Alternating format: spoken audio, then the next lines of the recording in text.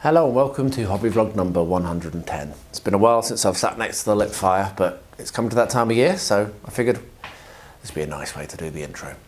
This week has been my final week of work for the year. Woohoo! So I have been relatively busy with work, trying to get everything done so that I can take 3 weeks off, but I have got time to hobby and to do a few bits and pieces of builds during the week as well. So there's quite a nice variety of stuff, a few projects being pushed on, a couple of projects being started.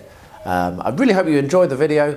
Please do comment below, let me know, and I'll see you again at the end. What I'm going to do now is start working on assembling the actual chariot. So we've got 3 pieces here, which is what I'm going to go for first. This here is the yoke, I believe is what it's called, and it's actually got a little bit of a mould line. So rather than do this off camera, I thought I'd show you just how quick it is. And this is one of the good things about metal. It's hard to work with at times, but taking out these sorts of mould lines are quite easy. And there I've done it. I don't need to worry about that one there because that's going to go underneath the actual chariot and won't be visible. However, I mean that won't be visible either, but still clean it up. So anyway, what we're going to do is this here glues on underneath. It's got 2 little nubs and 2 little dints, and glues on like that nice and easily. Now of course you do have to make sure that it's not bent or whatever, and this one does happen to be bent, but it's relatively easy to straighten things out. So I will glue that on there. Next I will then stick the actual wheels on. Now the wheels still have a little bit of flash on them, so I will just snip that off. There we are. And what I'll probably do is the side that had the flash on is the side that I'll put down, because that will then be going into my scenic base. And they're pretty easy to work out. They can only go on one way, on one side even, because they actually do fit inside. So I will glue that together. The final thing that goes onto the chariot are these. So these are his, I think that's I'm not sure exactly what that is, that's a knife maybe, and that's a bunch of arrows. He goes completely loaded with arrows, loads of those arrows, loads of arrows. So these go on the sides of the chariot, and I believe that the knife goes backwards, so I think they go on like that, but I will double check that by looking on internet and seeing a picture, but I'm pretty sure that's how they go rather than like that. I think they go with the knives. Saying that, the knives pointing back is that way, yes of course, the bear head is at the front, so they go at the back, they go on like that. So I'm going to glue all that stuff together now, and when that's done, then we'll nearly be ready to actually assemble things and put things onto a base. Yeah, I'll get this glued and bring you back for the next step shortly. Today, while I was on a work call, actually, funny enough, I had a panicked message from my builders downstairs because a courier had arrived, and that courier was my made to order, which is pretty cool. So I got the Mirkwood Elf Captains, I got the White Council, I got Khandish, not got a broken fireball, but pretty badly bent, but quite a few have been have received it broken, and the Vanquishers of the Necromancer. So this was the most recent made to order that they did, and it's pretty cool. Most of that will just go into the Mountain of Opportunity. As I'm working through my canned at the moment, I'm making some good progress on that, painting up the cavalry and assembling the chariots, so I haven't really got bandwidth to start a new Middle-earth project, but I'm pretty happy to have got them, particularly Khandish. He was very, very expensive for a long time. I was glad they brought him back. Having the Mirkwood Elf Captains fits in with the little project I've been trying to do for the past couple of years, and these two were just grab them while they're available, because yeah, they're really cool models. I particularly like the Vanquishers models, so hopefully I'll be able to get them assembled and painted at some point, but it won't be anytime soon. But yeah, always nice when you get shouted and have to run out of a meeting to go and sign for a package. It can't be a bad day. Well, this was the print that I did on the Saturn to prove that it would handle a big print. Ironically enough, I've had a bunch of failures since printing this relatively successfully. You can see there were some, excuse me, there were some failed prints. That was because I didn't support it correctly, so there's a couple of bits of peeling. What I'm going to do with this now is turn it into a cool bit of scenery for my tabletop. So the first thing I need to do is I'm going to come along and I'm going to use my putty to fill in these little peels here. You can see here, just where it's kind of like the layers haven't adhered correctly. There's some that are quite bad. That one's probably the worst one. Most of them are not so bad. So I'm going to make use of my putty to fill these, to resculpt and fill those gaps in. And then what I'll do is I'll put it onto a base. It's very heavy. It's 400 grams of resin pretty much. So it's a pretty heavy build, pretty heavy thing. So I'll put that on a base. And then once that's done, I'll start painting and decorating and doing everything to make it look amazing. So I'm going to get out my milliput and going to start to fix that. I'll bring you along, show you how I'm going to do that, and then we'll have a look at doing the base. So first of all, let's get some milliput.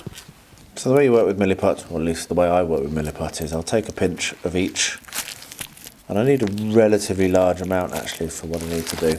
So I'm not going to worry about over mixing. So you get roughly the same quantity of each colour. I always have a little pot of water. This is actually a one I use for paint as well. I've just put some fresh water in it, and you knead it together until it's got no more smears, and that's the key to it. And I find that having water does help this process. It can be a little stiff if you don't add a little bit of water. So it says to knead it for minutes and minutes and minutes, but I've never found that to be completely necessary. You just want to make sure there's only one colour, it all goes into one colour. You can see it doesn't take all that long. Probably if you were trying to mix the entire two sticks together at once, it might take a bit longer. But even for an amount like that, you can see that is all now one colour. So with that done, what we'll do is we'll bring over the tree. I'm not going to film all of this, I don't think, because it's going to be very repetitive. But basically, I'm going to shove it in there. It's not going to be very scientific. All I'm looking at doing is hiding the mistake, but not just hiding the mistake. There is good reason for this. I'm also going to make sure that it's a little bit stronger and isn't going to get damaged when it's used on the tabletop, because this is a tabletop piece, obviously. So I'm going to do this over for all of the mistakes, and you can see I'm going to end up using quite a lot of milliput actually from the looks of it, because I've almost used all of the milliput for this already and I've barely started. So yeah, this is going to be quite an extensive fix. So I'll get this done, leave it to go off until it's completely gone off, because I don't want this to be damaged. I want this to be able to be used quite a lot on the table, and then I'll bring you back once I've finished doing this fix, including using some sculpting tools for getting in at the back. You can see need to go right inside to shove some in underneath back there. So yeah, I'll get all this done and I'll bring you back and show what it looks like when it's finished and when we're about to start building a good solid base for this to sit on. So let's get to it. These are nearly at the stage where I'm going to want to start to prime and paint them. So I'm going to paint them separately. I think it's going to be a little bit difficult to, if I assemble it all and then paint it all as one, I don't think it's going to work. But the final bits I'm going to do before painting is I'm going to put the yoke across the whatever, trailer arm or whatever you want to call it. If someone knows what that's actually called and is watching, please let me know. But I'm going to put the yoke, which will eventually go to across the backs of the two horses. I'm going to glue that on. And then that means that's ready for painting. And then I've got a couple of bits and pieces to do here for the actual warrior. First of all, I'm going to glue his back flag thing on.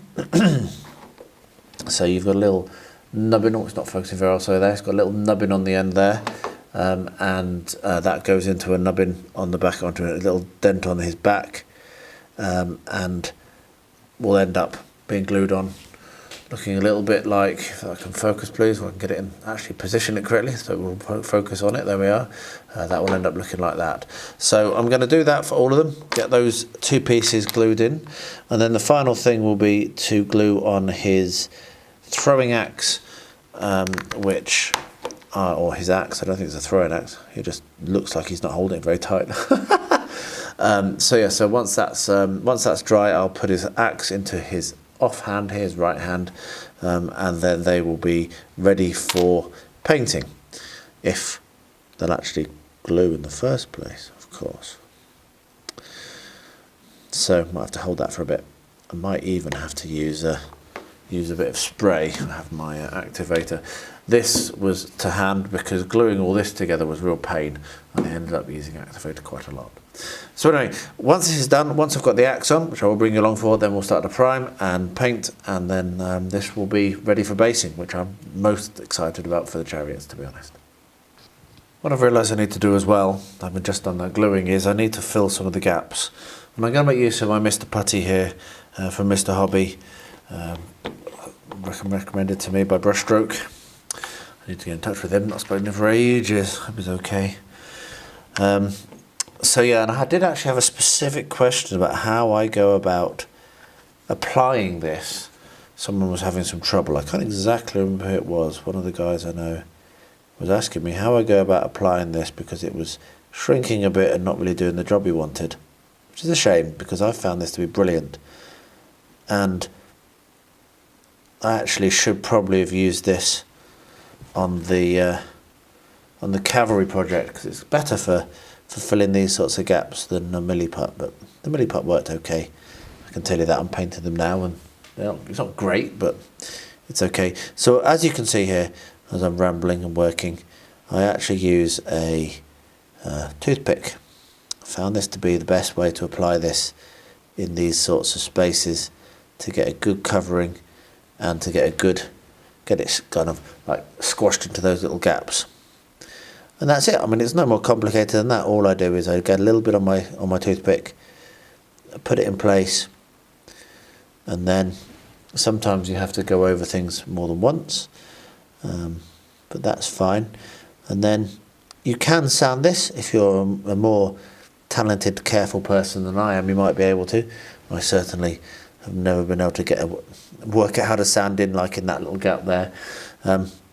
But it certainly does fill nicely. You might find you need to do 2 or 3 applications. Don't try and put too much on. As with anything like liquid green stuff, which I hate, it's horrible. This is so much better, this stuff, than liquid green stuff. But if you do use that, you'll know as well that you need to sometimes put it on, let it dry, let it shrink in, and then come along and do another coat over the top. Some people apply this using a brush. I've found it to be better, as I say, to use this toothpick, and I get a pretty good result. So there we are. A long clip, because as I say, it's a bit of a viewer request as to how I go about doing this. But I'm going to do the gaps on all of the horses. Drop it. Do the gaps on all the horses, and then when I come to paint them, I won't have any unsightly gaps that will annoy me as I'm painting. And it doesn't take long. That's one horse done. First off, and there's 6 to do, so I am 1/6 of the way through the job. I'll get the rest of it done, and then that they can be set to dry off overnight tonight as well. Alright, let's start making an alien planet. Now, lots of ways you can go around doing an alien planet. I want this to be very clearly alien, so it's going to be barren and rocky. I'm not going to have it with anything additional. The only model is going to be the Voyager here. And I've just been kind of playing around a bit with my disparate parts, deconstructed spacecraft.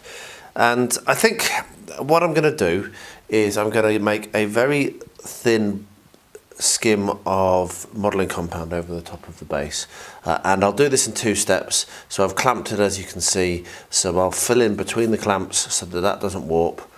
They're clamped down really, really nice and tight, and then when that's dried I will then move the clamps inboard on top of the modelling compound and then put a tiny little bit more just on each edge. So I really don't want this to warp, and yeah, using these MDF bases is a bit of a pain because, well, unless you're going to cut off the excess, there's nowhere really to clamp to, so you have to do it in 2 stages. So anyway, so I'm going to do that. I'm going to put a thin skim. I'm not going to worry too much about making it smooth. I want it to be bumpy.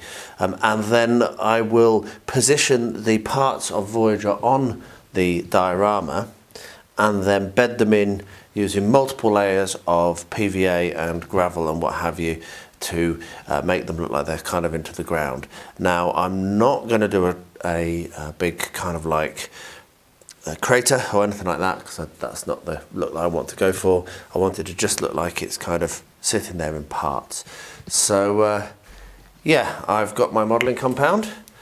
I'm going to mix some up now. Here we are, there's my modelling compound. I'm going to mix some up now, very small amount probably, just put a skim over. Once I've done that, I'll show you what it looks like. If you're not sure how to mix a modelling compound, watch lots of other videos. I'm not going to do that now on camera, so I'll get that done and I'll bring you back when I've finished doing the skim and I'm about to start positioning the parts. I figured I'd give a go at this deluxe storage box for Joan of Arc, and it breaks my heart. I mean, why would you bother putting single-use plastic on that? It's inside a box. I mean, there's so much waste comes out of China and doesn't, you know, well, all countries, but so much waste comes out of this mass production. Look at that. I'm just going to take that off and throw it away. So there's my rant about this. I don't really understand why you need to have all this extra packaging. But anyway, I'm going to give it a go. I'm going to try to put these will have all the cards and tokens and what have you in it for a single core, I think. I don't know whether it takes the expansions or not. We'll find out, I suppose. And I'll report back when I'm done and let you know what I think. But yeah, less plastic waste. You don't need to wrap something that's inside another box. It's just silly. It's just silly. Anyway, onwards. I'm ready to begin painting these now. So you can see I've stuck what I need to stick onto tongue depressors. So the chariots are on one each, and then the riders are on one each. And I don't need to worry about the horses because they've got the bases, which I will either cut them off or not later on, I'm not sure. But I'll go and prime this and paint these up, same style as I'm doing for the cavalry at the moment. And then when they're all painted, that's the next time I'll bring them back and we'll have a look at putting them together and actually doing the bases, which is the thing which is going to be the most fun for me on this. So yeah, been relatively easy to put together. I'm very glad that I've got the super glue activator. I think some of it would have been very difficult without that. But other than that, pretty good. Though the cleanup, I've almost forgotten now, that cleanup was painful. So yeah, onwards and upwards. So this happened, which I'm not massively surprised about, but I'm going to have to handle it, obviously. The surface that I was putting the modelling compound onto was very, very smooth.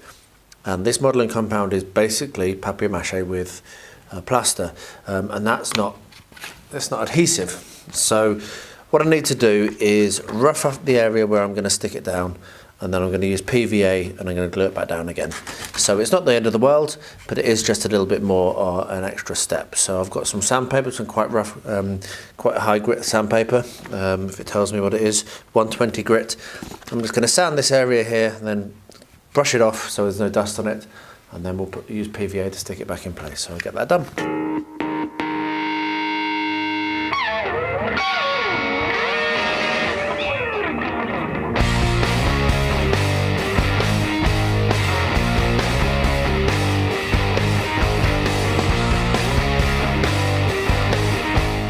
While I was working with some modelling compound for another project, I made too much, which does happen every now and then. I do try to avoid it. And I dashed around in desperation because I hate waste. I really do. It really upsets me, particularly because I have to ship everything in. You just can't buy it. I can't pop to the shop. But waste is bad anyway, even if it is easy to get extra bits. And I decided I'd do a quick tree, dead tree. And so I picked up a bit of this foam. This is left over from one of my builds as well, which is lying on the side, and I don't throw foam away either. I don't throw these bits of XPS away quickly. And I slapped the spare modelling compound on, and then went and grabbed an old dead looking twig which I had in a pot, which I collect interesting twigs like this and stick them in a box and wait for me to find a use for them. Finally I found a use for this one, and so what we've got here now is a really cool little dead tree which can be used as scatter terrain, and it's basically cost me nothing because I would have thrown that away, I would have thrown this away, and I picked this up off the ground. So there we are. So what I'm going to do now is there's a couple of things I'm going to do to finish this off. It's going to be a very, very quick project. I'm going to put sand and paint and then drop sand onto the base around the bottom, and I'm also going to paint PVA over the tree because it's a bit wibbly wobbly, it's a bit loose, and I think that I'm going to need to apply a couple of coats of PVA, otherwise it will just basically collapse.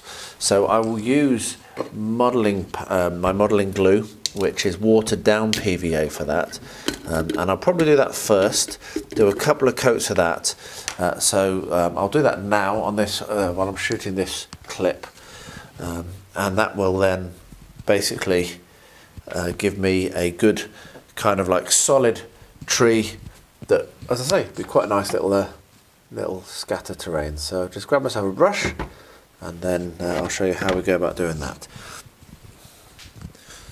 So if you're into 3D printing, you'll probably recognise this brush. If you have an Elegoo, I have so many of these now. Every single time I open a new thing of resin, I get another brush, and they're actually really nice. I use them for this. I use them for brushing off and cleaning because they've got really nice soft bristles. Obviously, they're designed for you to use on resin models before they've been cured, so they're lovely soft bristle brushes. They're very, very good. So we're just going to paint this over. I'll let it dry overnight. I'll probably do 3 or 4 coats of this, which will then toughen the tree up, make it a bit harder wearing, and then once that's done, then I'll look at doing the base. I'm going to take that bit off because it's not going to add anything. There we are. So yeah, I will not film every single time I do this because that will be repetitive and it will basically look the same as this, but I'll let you know how many I turn out doing, and I'll bring you back for the next step when I get to do put the base, and then that'll be done. Really quick project. Before I start to put my stones in place, which is in this here, I've realised that probably what I need to do is paint on a base colour over the whole thing, just so that it's not white, because I don't want it to be white. And I'm going to go for one of my favourite colours, which is a colour called Africa from one of our local shops, and it's just a really nice kind of like, there's a little bit of red and purple in it. I think my colour theory is terrible, but it's an interesting colour. So I'm going to paint this over the whole thing, let it go dry, and then once this is done I can start to build those layers up of stones and start to put the detritus and the crashed spaceship in place, and then it's done. So this is going to be the fun part of the build. The putting together, or the attempt to put together that metal model, was not the fun part of the build. I can tell you that. But yeah, so paint this over. Might need 2 coats. I'll do a quick coat now. It's late at night now. I'm about to head to bed. Just getting this done very quickly before I wrap up for the night. So I'll look at it in the morning and see if I need another coat, just to cover it over. And then I can start, as I say, going to use multiple layers of stones, glue them in place, try to make it so that I can partially bury some of the spaceship, but mostly make it look like it's scattered on so it's crashed and broken apart on impact rather than it's embedded. I was originally going to do it embedded, but I've decided against that, mainly because of painting it. I want to leave it silver. I don't want to have to paint the spaceship, and so if I start to embed this in rocks, then I'm likely to then, when I paint the rocks, have a problem with the with the actual spaceship getting paint on it, which is fiddly enough I don't want to have to mask it. So there we are, that's the first coat. I'm definitely going to need to put a second coat on, but I'll let that dry and then I can pick out the bits that I haven't taken the paint in the morning when I wake up and finish it off. So I'll bring you along for the next step on this one when I'm starting to do the stones and starting to actually put the crashed spaceship in place. That's a good base colour. Looks a little bit like a rocky kind of like, I don't know, meteor or something that's flying through space and has collected Voyager. So let's get gluing. I think the first stage I'm going to do is put some of these stones on and just scatter some stones and what have you over the top of it like this, just to get a little bit of a beginning on the texture. I'm still a little bit unsure how I'm going to paint this, particularly with the model. As I said, I want it to be silver, so I think this might hopefully it'll work, but if it doesn't, then it doesn't. So yeah, we're just going to put some texture down like this, and then I'm not going to texture all of it, and then once I've done this first layer, I'm going to put some of the spaceship on and glue that in place as well. My feeling is if I don't paint the stones, then that's probably going to be the wisest method to avoid causing a completely rubbish looking diorama. And I've got that nice colour underneath that's going to really fill out behind the stones, so I don't need to put the stones everywhere at this level, but this is the first level, so that's probably enough.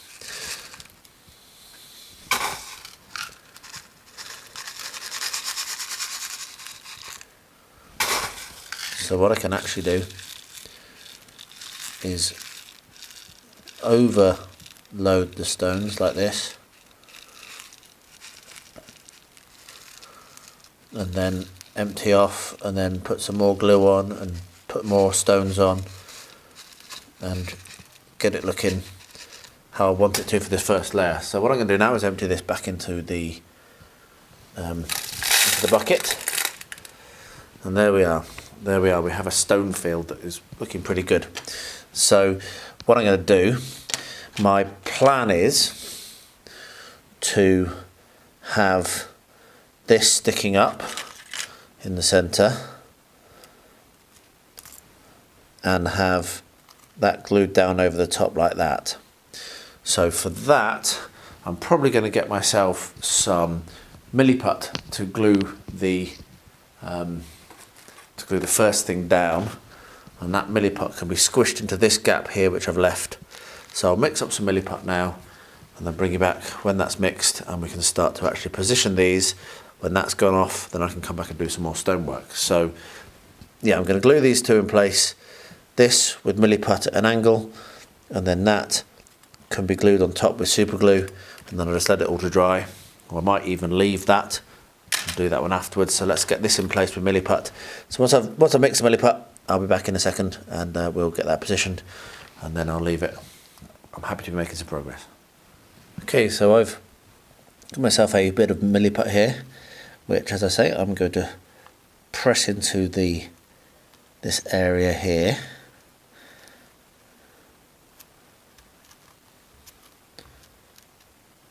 And then what I can do is I can get this, press that in, and then mould it around.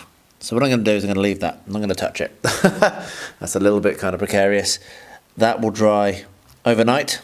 The glue will also dry, and then I can come along and do the next step, and I will bring you along for that, obviously. But yeah, we've made a start. Woohoo! So every day is is Christmas at the moment.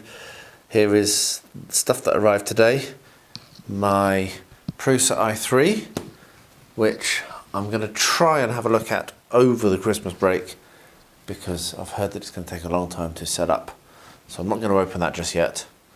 I also have on top another starter box set for Aeronautica Imperialis, which I'm also very excited about. So that's pretty cool. Wings of Vengeance. So it's Imperial Navy versus Orcs. This is the one I'm most excited about because the Orcs are just crazy looking ships. So that's going to be cool.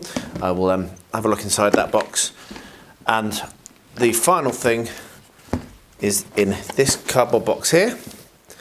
And let me just quickly open that and show you what that is.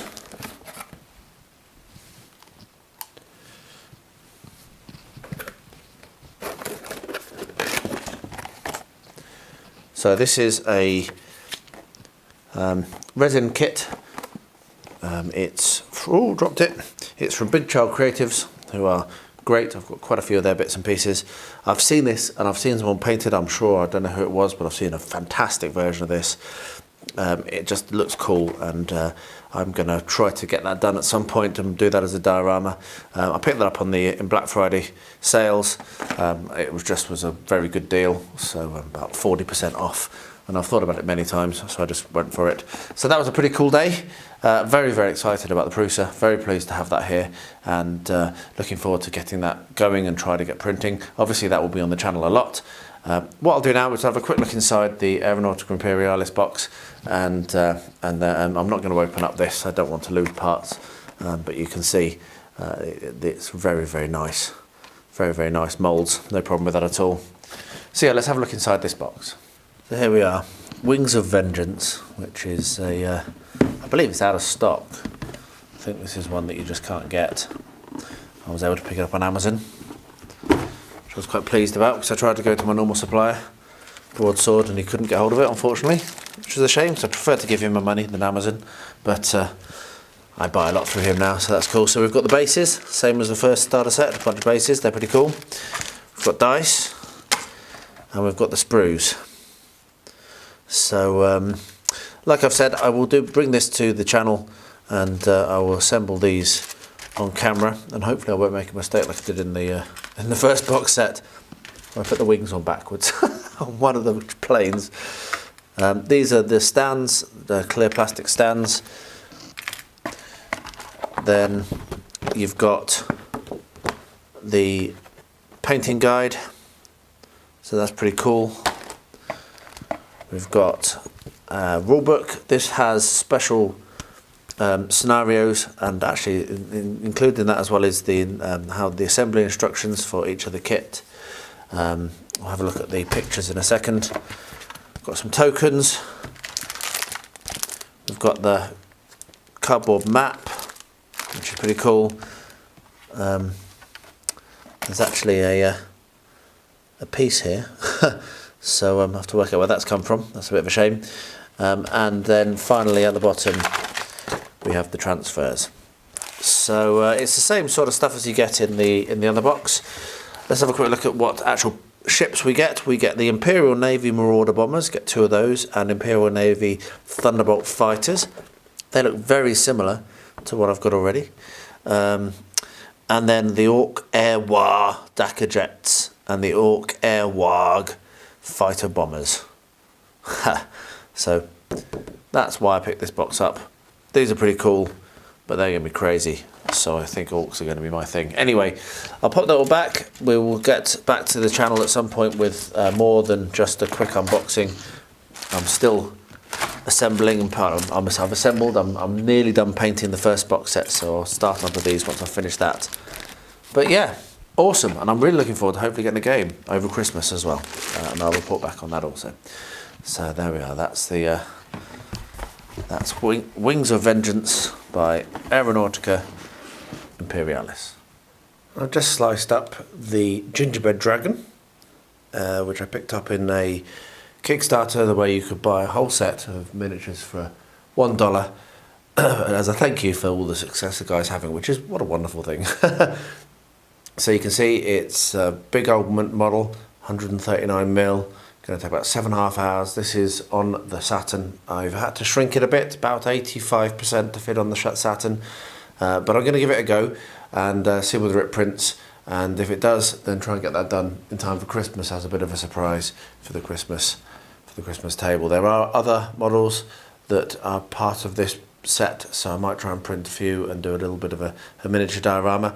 I do like to make myself crazily busy, don't I? So yeah, about 7 hours, I'll get that started today. I have to give it a go, and let's see how well it prints. Well, that's dried on quite nicely, and actually there's not very much loose at all. So what I'm going to be doing is I'm going to glue down the this part here, which is going to set down over the top like that.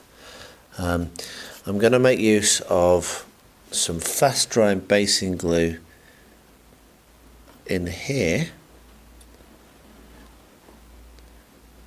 like so, and I'm probably going to need to weight that down a bit so that it does actually stick. So I want it to be up at that angle. It might make sense for me just be a little bit, there we are, be a little bit more sensible, push it back into to rest against the upright. So with that done, what I'm now going to do is come along with the normal PVA and do another coat of the stones. Now I've got bigger stones out now, so I'm just going to put these in not as many places, but as part of this process I will also coat over the top of every stone that I put down. So this will act both as a sealant layer for the first layer of stones, and also adhere the next layer of stones. And like I say, are going to be a slightly different size, going to do slightly bigger, and then I will keep layering up, and I will keep putting bits and pieces of the Voyager onto the diorama, and over the next couple of days this will slowly but surely get finished, and that's going to just have to be how it's done. On reflection, I probably should have used the Milliput to stick that down as well.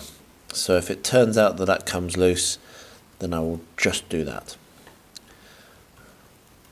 It's a good thing that there's no particular plan. I can make it up as I go along. So yeah, I'll get this done. I'll bring you along when I come to anything more of interest, but there's no plan. I'm just randomly placing things, so I'm not exactly going to be I'm not going to film every single bit I put in, because it's going to be much of the same thing. So I'll bring you back when I'm a little bit further on, show you what it looks like, and if I come to anything interesting, I'll absolutely put the camera on. The next part in this super simple tree build is to do my trick with scenic paint, which is watered down house paint mixed with PVA, and paint that on quite thick, and then in here I've got sifted sand. I just scatter that over and it will stick like that. Very, very quick and simple technique.